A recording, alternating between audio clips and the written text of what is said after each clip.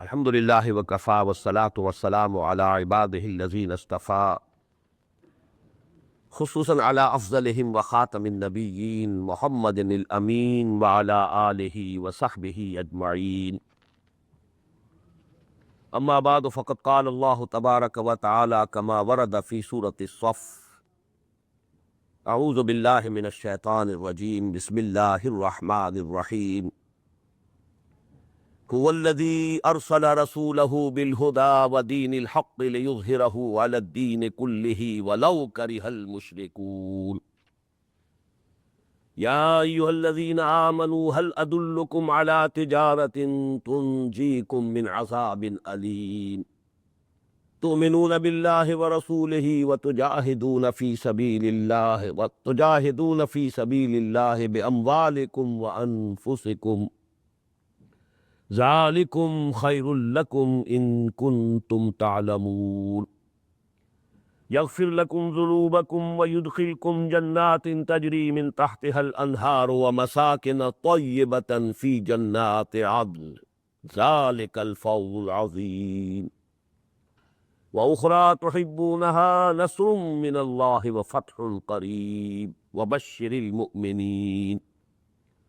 یا ایہا الذین آمنوا کونوا انصار اللہ کما قال عیسی ابن مریم للحواریین من انصاری الی اللہ قال الحواریون نحن انصار اللہ فآمنت طائفة من بنی اسرائیل وکفرت طائفة فأيدنا الذين آمنوا على عدوهم فأصبحوا ظاهرين. صدق الله العظيم. رب اشرح لي صدري ويسر لي أمري واحلل عقدة من لساني يفقهوا قولي. اللهم ربنا ألهمنا رشدنا وأعذنا من شرور أنفسنا. اللهم أرنا الحق حقا وارزقنا اتباعه وأرنا الباطل باطلا وارزقنا اجتنابه. اللهم وفقنا لما تحب وترضى. اللهم وفقنا أن نجاهد في سبيلك بأموالنا وأنفسنا. اللهم ارزقنا شهادة في سبيلك. آمين يا رب العالمين. In the last session, we devoted quite a lot of time to our discussion on the ayah number 9, which is the main axis, central theme of Surah As-Saff.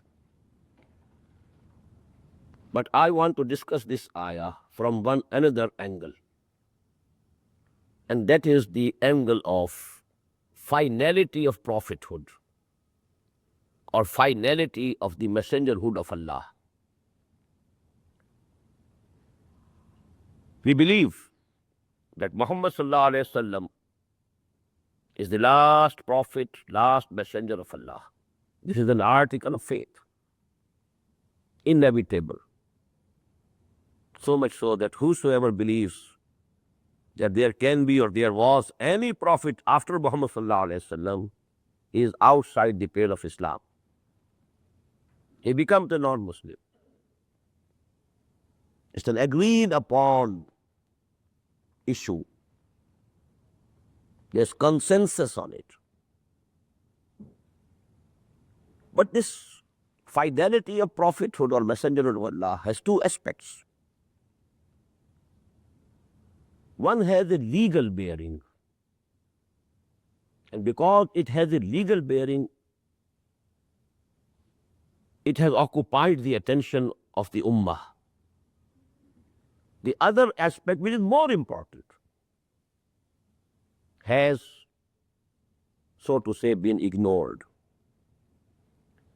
The legal aspect is Khatm Nabuwah. But even this word Khatm, what does it mean? It has both the meanings in Arabic language also, in which this is being used in Urdu language. I have to quote, and I apologize to those who don't understand Urdu. When we say پیسے ختم ہو گئے یا اناج ختم ہو گیا, what does it mean? There was some money before, but now there's no money. We had some food before, but now there's no food. This is one meaning of khatm. Something has come to an end, it doesn't exist now. The other aspect, a student says, "Maine school ka kaam khatam kar liya." What does it mean? I've completed my task. This is the another meaning of the same word. Usne apna kaam khatam kar liya. The work assigned to him has been completed. This is the aspect. The first aspect has a legal bearing. After Muhammad, no Nabi sallallahu alaihi wasallam. Whosoever claimed became a non-Muslim, kafir, murtad. Whosoever believed in him became a kafir and murtad. And because it had a legal bearing that he's a Muslim or he's not a Muslim, and because there have been, false claimants of prophethood, so this aspect of Khatm Nabuwah, much attention has been devoted. Because this question has been a living and burning question in the Indian subcontinent, due to Ghulam Ahmad Qadiani claiming to be a Nabi, a prophet. So the ulama there, they have done their duty fully. Especially Maulana Anwar Shah Kashmiri rahimahullah has written a very big book, important book, which has covered all the aspects of this issue of Khatm Nabuwah. Nothing can be added to it. There's no need of any addition in it. But the other aspect of Khatm Nabuwah is that actually in Muhammad sallallahu alaihi wasallam, the institution of prophethood reached its climax. This is the basis of the superiority of Muhammad sallallahu alaihi wasallam over the whole of the message, or all the other messengers. The legal aspect has no superiority. A chain of prophets was coming, going on. At one stage, it ends. Is it a basis of superiority? On the contrary, it may be said, prophethood was something good. It was continuing. And if it had come to an end, the continuation of mercy of Allah, would that have been good? Or that becoming, stopped at a point? It is better. The thinking would go otherwise. Khatm Nabuwah is a fact. But it cannot be the basis of the precedence or superiority of Muhammad sallallahu alaihi wasallam over the other messengers of Allah. His superiority, his precedence over all of the messengers of Allah is that this institution reached its zenith, its climax. It becomes completed in the person of Muhammad sallallahu alaihi wasallam. So completion of Nabuwah and messengerhood is the other aspect of this Khatm Nabuwah, to which, as far as I think, enough attention has not been paid. And I want to refer to this ayah regarding this aspect of the finality of prophethood. Regarding the legal aspect, the ayah which is always quoted is from Surah Al-Ahzab. مَا كَانَ مُحَمَّدٌ أَبَا أَحَدٍ مِّن رِجَالِكُمْ وَلَٰكِنْ رَسُولَ اللَّهِ وَخَاتَمَ النَّبِيِّينَ. This is the ayah, and the only ayah of the Quran which is quoted regarding the aqidah and dogma of Khatm Nabuwah. But actually this ayah, هُوَ الَّذِي أَرْسَلَ رَسُولَهُ بِالْهُدَى وَدِينِ الْحَقِّ لِيُظْهِرَهُ عَلَى الدِّينِ كُلِّهِ. This is the basis of the superiority of the messenger of Allah, of Muhammad sallallahu alaihi wasallam, over all the other messengers of Allah, alayhim salatu wassalam. And this ayah gives us 4 bases, 4 points of the superiority of the messenger of Muhammad sallallahu alaihi wasallam over that of all the other messengers of Allah. 3 of these are based on the process of scientific, intellectual, and social evolution that had been going on. Now, this is so to say, a difficult discussion. Focus your attention, please. We know and we believe that two caravans started their journey simultaneously at one point. Caravan of humanity and caravan of prophethood. Started with one person, Adam. First human being was also the first Nabi, first prophet of Allah. These two things started from one point. This caravan of humanity is continuing and continuing, and we can't say till the doomsday, till Qiyamah, it will be continuing. But the caravan of prophethood stopped and came to an end 1400 years ago in the person of Muhammad sallallahu alaihi wasallam, after reaching its zenith and climax. Now, what are the three aspects? First of all, and this aspect is based on scientific and technological advance, till such time that whole of humanity could be gathered under one Rasul, all the messengers of Allah were sent to their nations only. This institution of messengerhood of Allah was regional, limited to areas, limited to nations. Inna arsalna Nuhan ila qawmihi, not to the whole of humanity. Wa ila Hudin, ila Adin akhahum Huda. And towards the nation of Ad, we sent Hud, alayhi salatu wassalam. Wa ila Samuda akhahum Saliha. Wa ila Madyana akhahum Shu'aiba. So all these messengers of Allah were sent not for the whole of humanity, but for regions or nations only. Even Jesus Christ was sent for only Bani Israel. Please note it here. He was not sent for the whole of humanity. He himself said, I have come to search for the lost sheep of the house of Israel. میں اسرائیل کے گھرانے کی کھوئی ہوئی بھیڑوں کی تلاش میں آیا. And the Bible tells us he forbade his disciples to make tabligh or make dawah to the non-Israelis in very stern words. It was his express commandment. Limit your dawah to the Israelis only. And Quran also says so.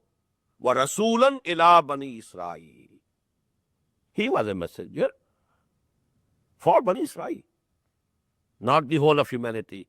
It was again Saint Paul who extended this tabligh and call of Christianity beyond this nation of Israel to the other nations. But Christ himself, alayhi salatu wassalam, forbade his disciples. This is given by the Bible itself. The words are very strong. Does any man throw the bread for his children before dogs?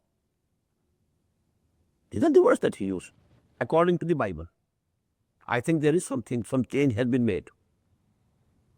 These words, the wordings, they don't appear to me to be appropriate with the person of Jesus. He must have used a more civilized language. But the wordings of the Bible are these. Don't throw the bread that is meant for your children before the dogs. Anyhow, please note, Muhammad sallallahu alayhi wasallam is the first and the last messenger of Allah who has been sent for the whole of humanity. We have not sent you, O Muhammad, but for the whole of humanity as Bashir and Nazir, as giver of the glad tidings as well as warner. And this is huwa allazi arsala rasulahu. It is as if this word rasulahu is applicable fully in its topmost meaning to the person of Muhammad sallallahu alaihi wasallam. This institution has reached its climax and zenith in the person of Muhammad sallallahu alaihi wasallam. Number two, Quran says Torah also had guidance. Fiha hudam wa nur. Injil also had contained guidance. Allah sent Torah. Allah sent Injil. Fiha hudam wa nur. These are the wordings which appear in Surah Al-Ma'idah. But this hudan, this guidance, has reached its zenith in Quran. Al-Huda, the guidance, the total guidance. Why? Because as we know, the process of intellectual evolution was still going on. Humanity at a time was in its childhood, was in its infancy. The thought process has not ripened, was not matured. At that time, 4,000 years or 3,500 years before this time, humanity was given some commandments, 10 commandments. Do this, don't do this. The philosophy, the hikmah, the wisdom, humanity was not mature enough to be taught that. As you know, when a child is studying in the primary class, 3rd, 4th, 5th sections, even if you have a PhD teacher, his knowledge is great, but he can't impart to this child all that knowledge that he has. He can give to the child, he can impart to the child only that much which is comprehensible, intelligible for him. Humanity was progressing, intellectually progressing, becoming mature and mature and mature till such time. And people who have wrote books on the history of philosophy, they admitted that the human thought became ripe in 1200 years. Starting from 600 BC and 600 AD, this is the period in which the philosophical thought of humanity became ripe. All philosophies, all religions of the history of mankind, they appeared during these 1200 years. Buddhism, Shintoism, Confucianism, Socrates, Plato, Aristotle, all the philosophers. Between 600 BC and 600 AD. And some people say, who have studied philosophy in depth, that after 600 AD, no new philosophy has come. These are the same old philosophies presented under new labels in new bottle and nothing else. So human philosophical thought ripened. And at that time, Muhammad sallallahu alaihi wasallam was sent with the total and final guidance. Now you are mature enough. Take it. And this is for all times to come. Now you are mature enough. You can make ijtihad. Further ijtihad you can make. You are mature enough that the final guidance be given to you. And that is why it was preserved. Please note, why?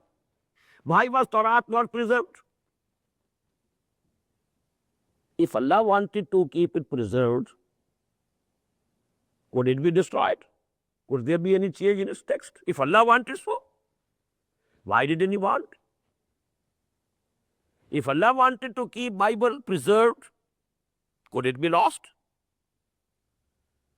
Could any alteration be made in it? If Allah wanted to keep it intact? No. Then why did it so? I usually say that these books have a right to complain to Allah subhanahu wa ta'ala. Why this stepmotherly treatment for us? We are also your books. Quran is also your book. You took upon yourself to preserve Quran. You didn't grant that protection to us. Why? But Torah now learn the book of Allah. بات ہے نا موسى الكتاب. He gave him the book. So this is the difference. Because stage, human mind was evolving. And this final guidance has to come. There was no necessity of keeping all these former editions of this Al-Huda. The former, and so to say, the earlier editions, incomplete editions of the Huda, to preserve them, no need. When this Al-Huda was given, total guidance, it had been preserved for all time to come. هو الذي أرسل رسوله بالهدى. Universal prophethood, universal messengerhood for Muhammad. Final guidance, which is done it in Quran, given to Muhammad. And now come to the third aspect. وَدِينِ الْحَقِّ. This Deen al-Haq. The whole system of life based on social justice. Because a process of social evolution was also going on. There was a time when our ancestors were living in caves. No social system, no even municipal committee, nothing of the sort. Every man was the monarch of all he surveyed. He was the sovereign of his cave. Then the tribal system started. One tribe, one chief. You have to obey the chief. Then city-states came into existence. 3, 4, 5 tribes living in one city, just as Medina. 5 tribes were living there. Aus, Khazraj, Banu Qurayza, Banu Qainqa, and so on. Banu Luzayb. Then was the time of empires. The Iranian Empire, the Roman Empire. Now the system of life, it has taken a form, a collective form, social order. And then the Deenul Haq was given to Muhammad sallallahu alaihi wasallam. Now the biggest need and necessity of human beings is a just social order. We should be balanced from every respect. Justice at the political level, no repression, no rule of man by man, no. Kunu ibadallah ikhwana. No Malik, no king. Halaka Kisra wala Kisra bada. Halaka Kaisar wala Kaisar bada. No exploitation. Equitable distribution of wealth. No social discrimination. Kullukum banu Adam wa Adam min turab. On the basis of color of skin, on the basis of blood and race. Nobody is high, nobody is low. A system based on social justice in every respect, political, socio-economic system, completed in the form of Islam and given to Muhammad sallallahu alaihi wasallam. These 3 words denote the finality and the completion of prophethood and messengerhood of Allah on Muhammad sallallahu alaihi wasallam. That is why you find, in Quran, these words ikmal and itmam. Ikmal, to make something complete, kamil. Itmam, to take something to its highest level. Tamam. Al-yawma akmaltu lakum deenakum wa atmamtu alaykum ni'mati wa raditu lakum al-islam deena. These 2 words, very important. Al-yawma akmaltu lakum deen. It has been now made complete. Because now, after a long journey of social evolution, man has reached this level that he has the concept of a social system, social order. Now, after the maturity of the understanding and intelligence and philosophical thought of man, now man is mature enough to get the guidance, total guidance forever. And now, due to the scientific and technological advance, it is possible that whole humanity can come under one Rasul. That is why he was sent for the whole of humanity. He was given Al-Huda, the final and complete guidance, and he was given the Deenul Haq, that is the just social order, complete in every respect, political, social, as well as economic. Now, the fourth aspect of the finality of the prophethood or messengerhood of Allah on Muhammad sallallahu alaihi wasallam is liyuzhirahu. He established it. He didn't only preach it. I quoted the example of Republic of Plato, a book so important that it is living even today, written at least 300 years before Jesus. A book 2,200 years old, still living. Not a book, Republic. But the system that was proposed by Plato was never established on even a square inch of land at any moment, even a second, for even a second in this world. Hence, this is utopia. It's a dream. It's not something practicable.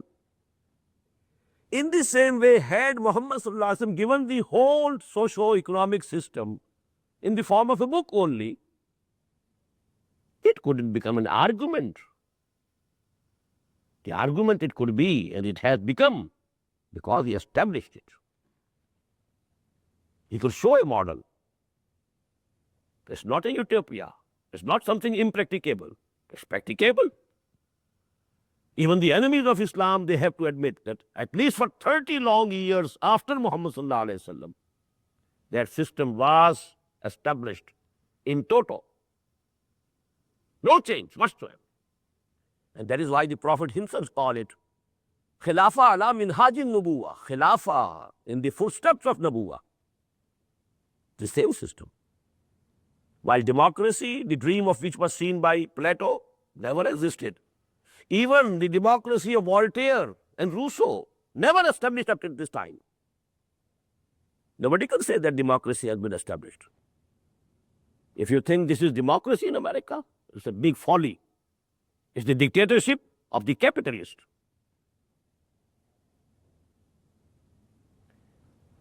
Even the Soviets used to call their system Soviet republics. Were they republics? The dictatorship of a party. No republic. Only the members of a party were ruling. And they were in a very minority, small minority as compared to the total population of those countries. So that was dictatorship of a party. And this is dictatorship of the capitalist here. That democracy, and you know that classless society about which Marx dreamed before it can come into existence, the whole, the system of communism just gone away, gone with the wind. But even the enemies of Islam have to admit that at least for 30 years after the death of the Prophet, exactly the same system that was promulgated and established by Muhammad sallallahu alaihi wasallam himself remained intact. And then also it gradually went down, not that the whole edifice was finished in one day or 2 or 3 years. No, it gradually came down. As Shah Ismail Shaheed says in his book, Mansab-e-Imamat, it was like a 6 stories building. The 6th story went off. 5 stories remained intact. After some time, the 5th also went. Then 4 were intact. After some time, the 4th also went. And so, after 1,000 years, the whole edifice came to an end. Not, in only 30 years. But for 30 years, that system was established 100% intact, just as Muhammad sallallahu alaihi wasallam established it. This is actually لِيُظْهِرَهُ عَلَى الدِّينِ كُلِّهِ, that he not only preached Deenul Haq, he not only proposed Deenul Haq, he established Deenul Haq. And the final point, which is, the biggest argument of Allah against this ummah is that Muhammad sallallahu alaihi wasallam did that not through miracles, but through human effort, hard work, sacrifices, facing failures after failures. The commandment comes to him, Anzir Ashiratakal Aqrabin. He calls his relatives, invites them to feast, serves the meals. They take their meals, and when he stands up to put before them his message, there was hooting and shouting, and people went. Nobody heard even a sentence, even a word from him. Total failure.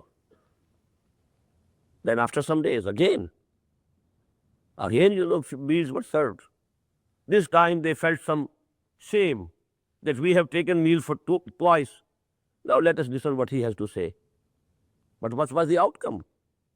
When he presented his message, the whole, gathering congregation remained silent. Out of the total gathering of Banu Hashim, the whole tribe, only one teenager, 13 years of age, Ali, stood up.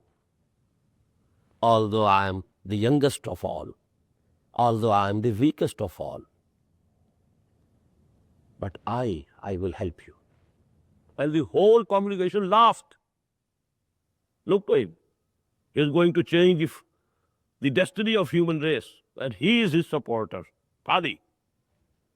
None else. He was facing these followers. Then commandment came, Fasta bima tumar. He climbed the mount of Safa, called people, Vasabaha. People gathered. When he presented his message, his real uncle said, your hands may be broken. Tabbat yadaka. We thought that you have to say something very important to us. We are busy in our jobs. You called us. We thought there is some news of some tribe attacking us. And you called us for these things. On that surah was revealed. Tabbat yada abi lahabi wa tab. Ma'agna anhu maluhu wa ma kasab. Hands have been broken of Abu Lahab, not of Muhammad sallallahu alaihi wasallam. But even after 10 years of hardest labor, he didn't have more than 150 persons around him.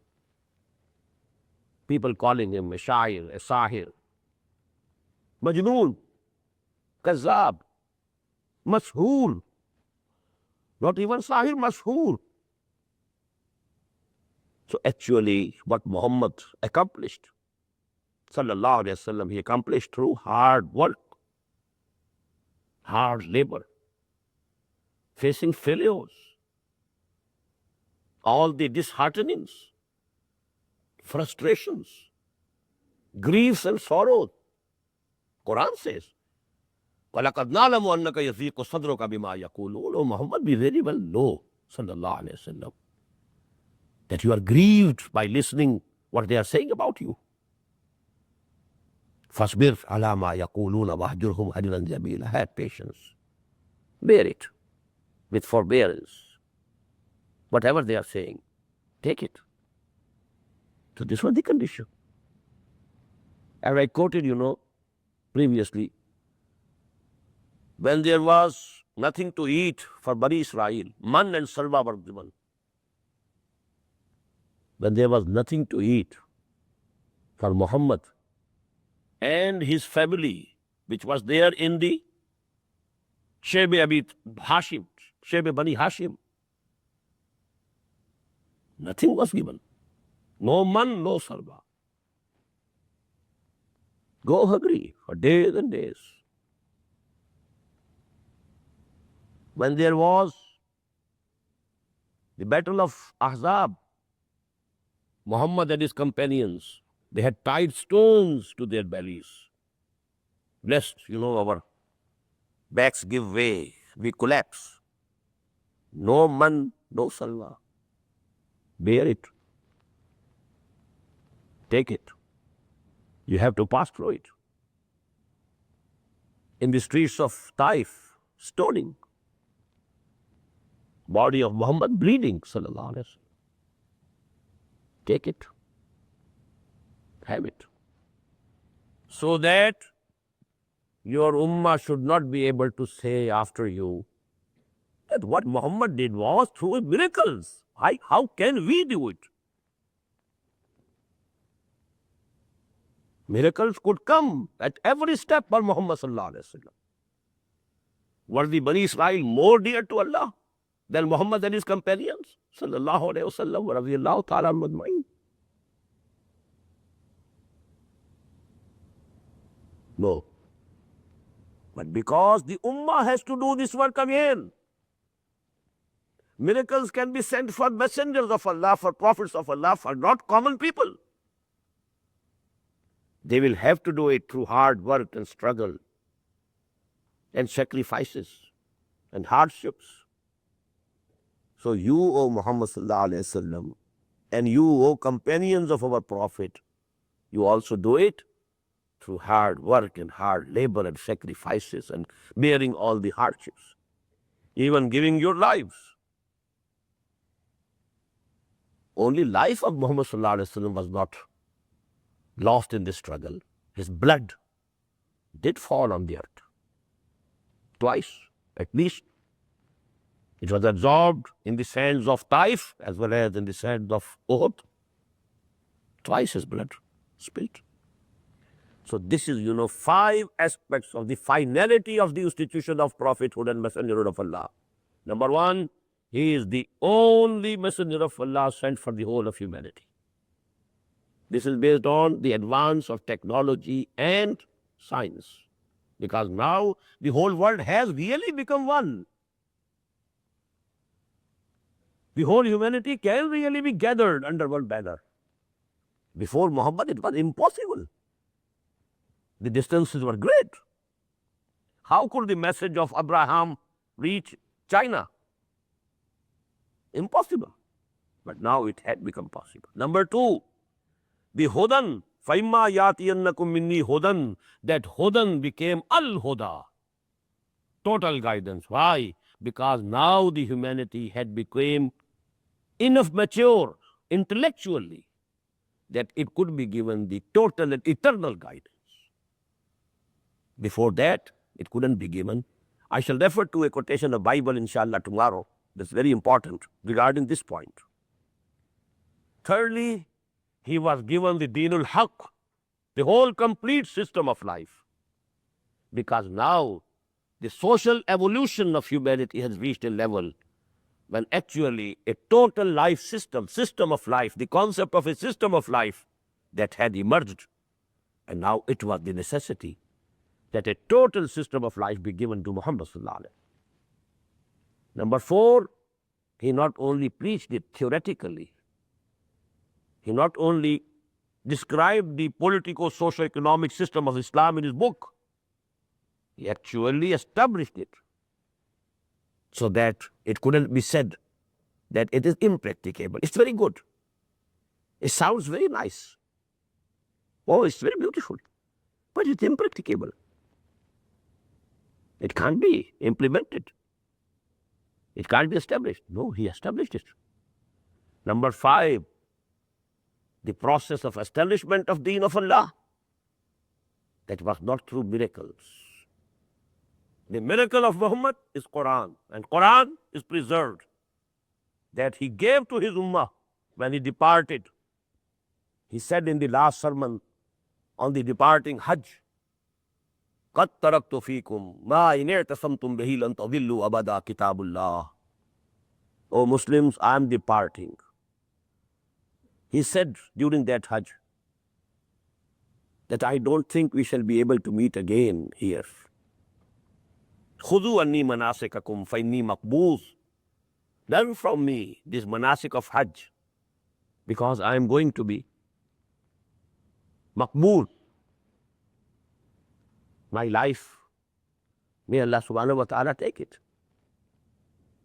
So in the end he said, although I am departing, but I am not living with you without any support. Well, this was my miracle. Quran, have it. You have it. The miracle of Moses was Asa. It was a miracle only when it was in the hands of Moses. Otherwise, it was just a stick, a piece of wood, nothing else. The shining hand was with the life of Moses. All the miracles of Jesus were limited to him. They couldn't be transmitted to people. But the miracle of Muhammad sallallahu alaihi wasallam, that's Quran. And that he came. Take it. Because you have to continue this mission after me. I have conveyed to you, you have to convey it to the humanity at large. I have established the system of Dinul Haq in this Arabian Peninsula. You have to establish it on the whole of the earth. So you know, this is my miracle, this is my instrument. اتر کر ہیرا سے سوئے قوم آیا اور ایک نسخہ کیمیا ساتھ لایا. Have this نسخہ کیمیا. Take it from me. So that is actually the significance of this ayah. هو الذي أرسل رسوله بالهدى ودين الحق ليظهره على الدين كله ولو كره المشركون. I have explained this ayah in two ways. Now we proceed. Now if that was the purpose of the advent of Muhammad sallallahu alaihi wasallam, not only to preach Islam, not only to convey the message of Allah to humanity, but to establish the deen of Allah as supreme. لِيُظْهِرَهُ عَلَى الدِّينِ كُلِّهِ. And this could be done only through a revolutionary struggle to change the system.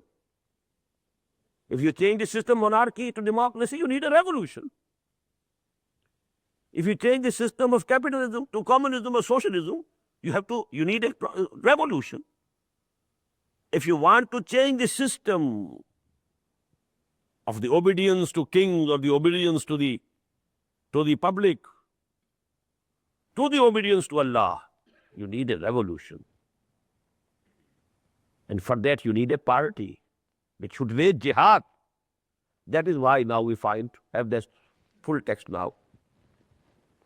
Ya ayyuhalladhina amanu hal adullukum ala tijaratin tunjikum min azabin alim.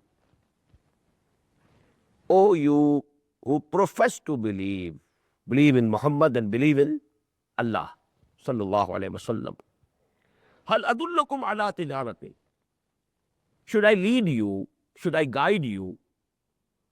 Dalla yadullu, from dalil. Dalil, some guidance, some argument. Hal adullukum, should I guide you? Ala tijaratin, to a bargain, to a trade. I mentioned in some previous lecture that Quran uses very simple words. Those terms that are understood by every person. Tijara, everybody knows. What is the function of tijara? What is the maqsad? What's the purpose? To get some profit, some gain. What are you to do? You invest some money, and then what? Three concepts are definitely attached to this tijara. Some capital, small or big. Then what? Human potential. What for? To gain some profits. Hal adullukum ala tijaratin tunjikum min azabin ali. Should I lead you? Should I guide you to a bargain, to a trade, which will save you from the painful punishment? Punishment of the fire of the hell. Do you want to be saved? Then you will have to undertake one tijara. Without that tijara, no hope, no salvation, no saving. Is it not the logical result? Logical inference? Hal adullukum ala tijaratin tunjikum min azabin alim. Unless you undertake this tijara, if you are hoping of salvation, you are deceiving yourself. Just as I told you, Ya ayyuhalladhina amanu rka'u wasjudu wa'budu rabbakum waf'alul khaira la'allakum tuflihun. O you who profess to believe, bow before Allah, prostrate before Him, be a bondsman to Him, do good deeds so that you can have salvation and falah and success. Hoping for success and salvation without doing it, It's your own wishful thinking. Allah doesn't promise it. Quran doesn't guarantee it. In the same way, هل أدلكم على تجارة تنجيكم من عذاب أليم تؤمنون بالله ورسوله. Have faith in Allah and His Messenger. Now, who are being addressed? Who profess to have faith? And the call is, have faith in Allah. What does it mean? The same thing that we discussed in Surah Al-Hujurat. قالت الأعراب آمنا قل لم تؤمنوا ولكن قولوا أسلمنا. Verbal attestation is one thing, and conviction and yaqeen is something else. Your faith should reach the level of conviction. There we had the additional word, ثُمَّ لَمْ يَرْتَابُوا, and then they doubt not. Here, instead of that word, we have the style, because who have been addressed here? Ya ayyuhalladhina amanu. And then, tu'minuna billahi wa rasulihi. Now you should have the real faith, not only the verbal attestation. The verbal attestation has made you Muslims. But when this will enter your hearts, then you will be a real mu'min. So this is the first. And the second, وَتُجَاهِدُونَ فِي سَبِيلِ اللَّهِ بِأَمْوَالِكُمْ وَأَنفُسِكُمْ, and make jihad for the cause of Allah, and spend in that jihad whatever is there in your nufus, in your bodies, on yourselves, your intelligence, your capabilities, your understanding, your capability of planning something, all these things. These are the capabilities which you cash in your businesses, in your professions. Devote these for the cause of Allah. وَأَمْوَالِكُمْ, and your belongings, worldly belongings, whatever you have, the worldly belongings and the bodily resources, devote them, spend them for the cause of Allah. ذَلِكُمْ خَيْرٌ لَكُمْ إِن كُنْتُمْ تَعْلَمُونَ. This is better for you, this is good for you, only if you have the real knowledge. Apparently, it appears to be some loss, no worldly gain. If I devote all my time to my profession, I earn more. If I earn more, I have more amenities of life, comforts of life, luxuries of life. I divert most of my time and my energies to the cause of Allah. What does it mean? I'll have to tighten my belt. I'll have to lower my standard of living. So apparently it appears to be a bargain of loss. ذَلِكُمْ خَيْرٌ لَكُمْ إِن كُنْتُمْ تَعْلَمُونَ. If you have the real knowledge, if you know that the real life is the life of hereafter, وَإِنَّ الدَّارَ الْآخِرَةَ لَهِيَ الْحَيَوَانُ لَوْ كَانُوا يَعْلَمُونَ, then you will know that this is better. Devote yourselves, dedicate yourself, dedicate your time, your energies, your work potential, your capabilities, your intelligence, your understanding, your money, your wealth, your sons, your daughters. They are also assets for you. Devote them for the cause of Allah. Train them for the cause of Allah. Bring them up in a manner that they also become your helpers in this cause. يا أيها الذين آمنوا هل أدلكم على تجارة تنجيكم من عذاب أليم تؤمنون بالله ورسوله وتجاهدون في سبيل الله بأموالكم وأنفسكم ذلكم خير لكم إن كنتم تعلمون. Now about this jihad, I'm not going to go into details.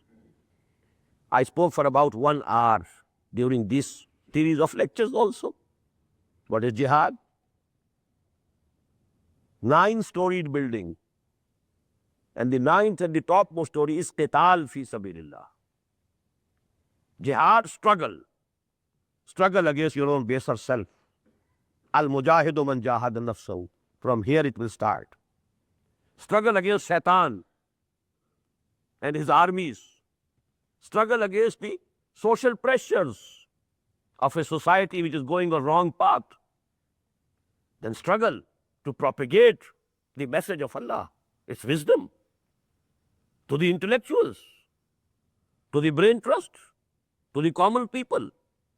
And then you have to go and struggle against those who are calling people to the wrong faiths.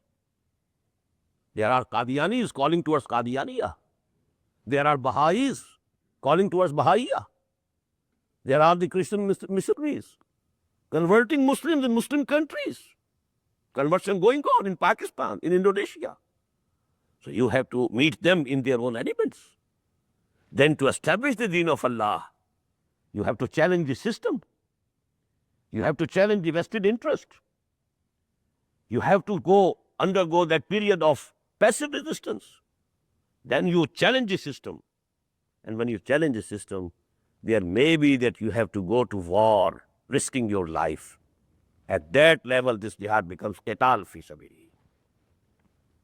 But this is a gradual, higher and higher steps of jihad. تُؤْمِنُونَ بِاللَّهِ وَرَسُولِهِ وَتُجَاهِدُونَ فِي سَبِيلِ اللَّهِ بِأَمْوَالِكُمْ وَأَنفُسِكُمْ. Now, what are the promises of Allah if you do it?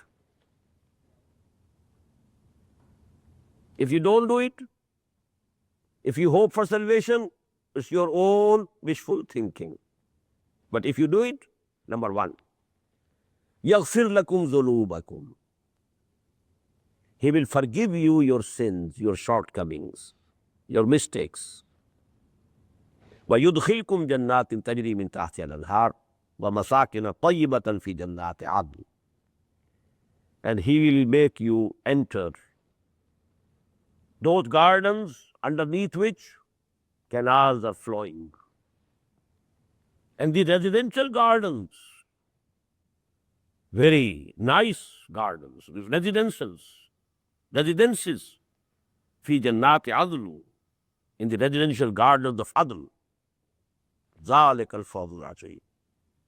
This is the biggest success.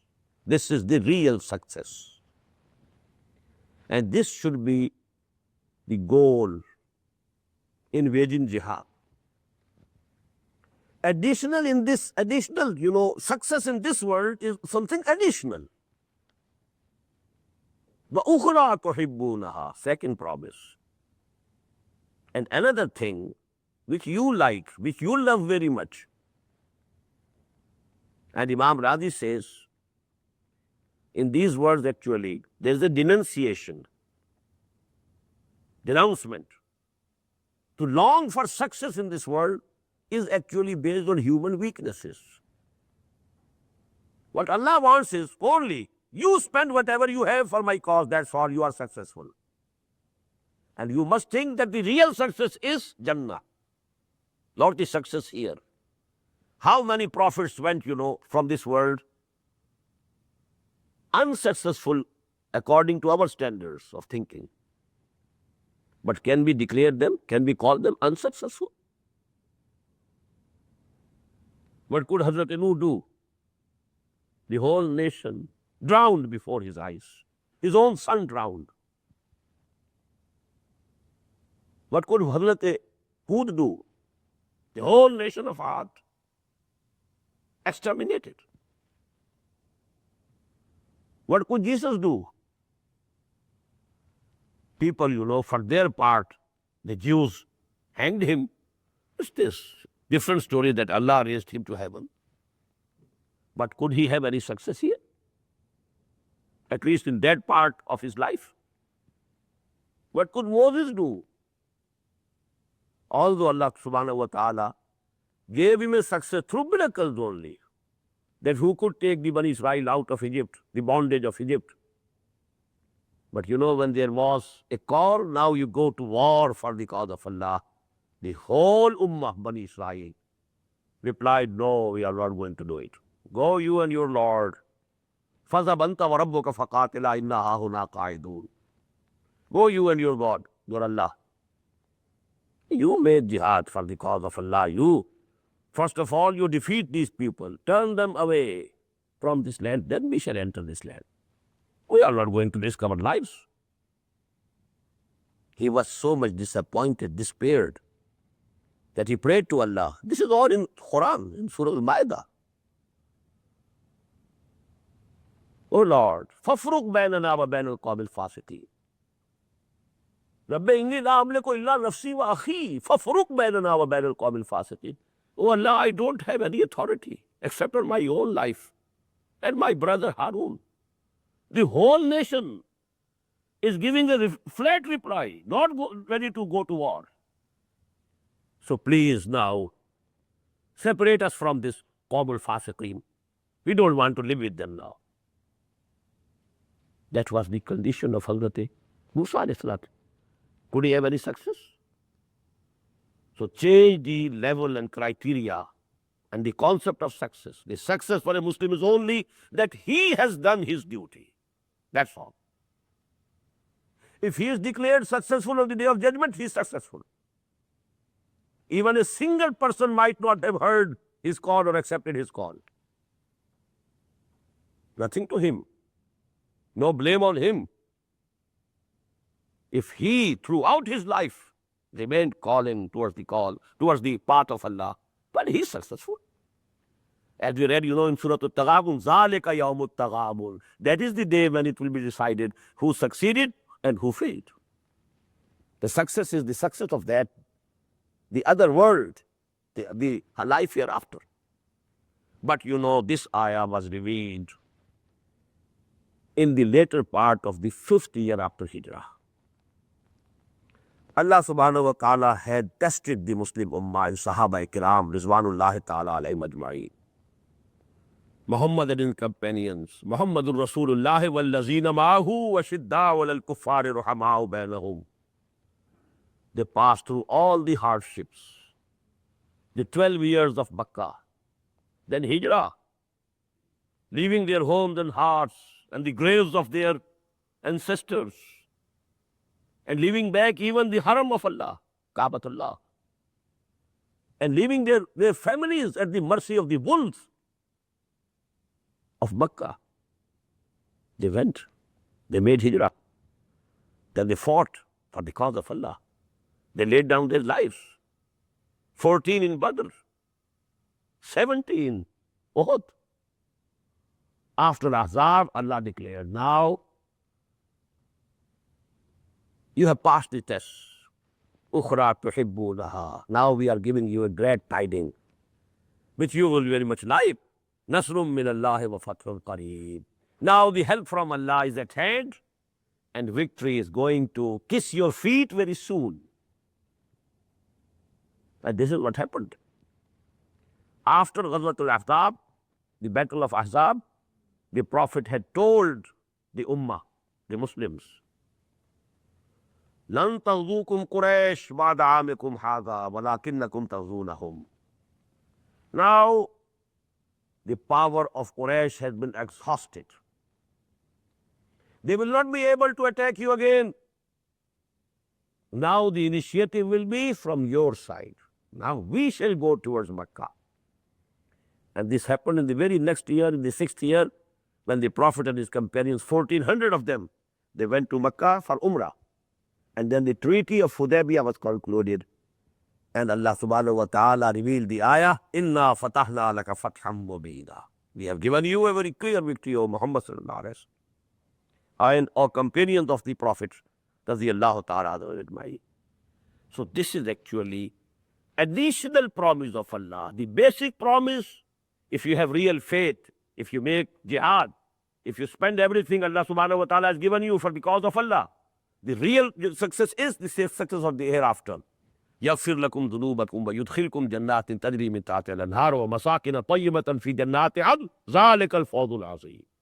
But additional promise, وأخرى تحبونها نصر من الله وفتح قريب وبشر المؤمنين. O Muhammad, give this glad tidings, glad news to your companions. And I told you, the Prophet said, لن تغزوكم قريش بعد عامكم هذا ولكنكم تغزونهم أو كما قال صلى الله عليه وسلم. بارك الله لي ولكم في القرآن العظيم ونفعني وإياكم بالآيات والذكر الحكيم. We shall continue this after Maghrib prayer.